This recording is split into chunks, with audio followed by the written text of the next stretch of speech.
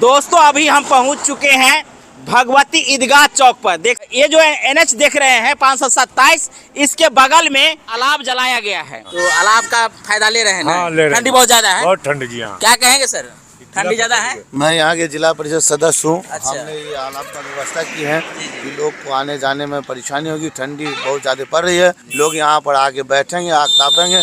जब से ठंडी चालू हुई है तब से हमने यहाँ पे आग का व्यवस्था करवाया है, और जब तक ठंडी रहेगी हमने करवाएंगे, चूँकि बहुत ठंड पड़ रही है यहाँ। कड़ाके की जो ठंड है वो लोगों को परेशान कर रही है, तो ऐसे में ये अलाव का व्यवस्था की है। देख सकते हैं अलाव यहाँ के आसपास के लोग ताप रहे हैं।